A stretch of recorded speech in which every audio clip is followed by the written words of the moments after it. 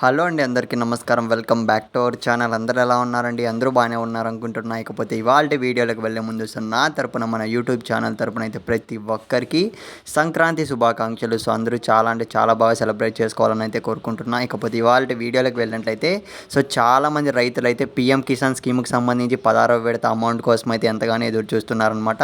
So ఎప్పుడెప్పుడు విడుదల చేస్తారని అయితే ఎదురు చూస్తున్నారు. చాలామంది మన సబ్స్క్రైబర్స్ అయితే కామెంట్స్లో అయితే అడుగుతున్నారు, ఎప్పుడు విడుదల చేస్తారు పీఎం కిసాన్ స్కీమ్ అని అయితే.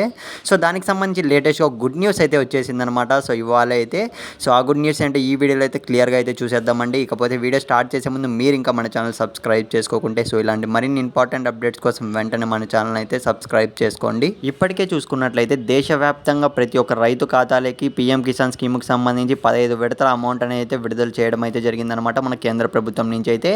సో ఇప్పటికీ కూడా 15 విడత అమౌంట్ ఎవరికైతే పడలేదో కింద కామెంట్ అయితే చేయండి, ఒక అంచనా కోసం అయితే అడుగుతున్నా. సో మనకు సంక్రాంతి ముందు వరకు చూసుకున్నట్లయితే 16వ విడతకు సంబంధించి మనకు ఈకేవైసీ ప్రాసెస్ అయితే కంప్లీట్ కావడం అయితే జరిగాయన్నమాట. సో ఇప్పుడైతే ఎప్పుడు విడుదల చేస్తారని అయితే చాలా మందిలో అయితే డౌట్ అయితే నెలకొంది. సో మనకి ఇవాళ వచ్చిన అప్డేట్ ఏమంటే సంక్రాంతి కానుకగా పీఎం కిసాన్ స్కీమ్కి సంబంధించి 16వ విడత అమౌంట్ అనేది విడుదల చేస్తారు అన్న అప్డేట్ అయితే తెలిసిందనమాట.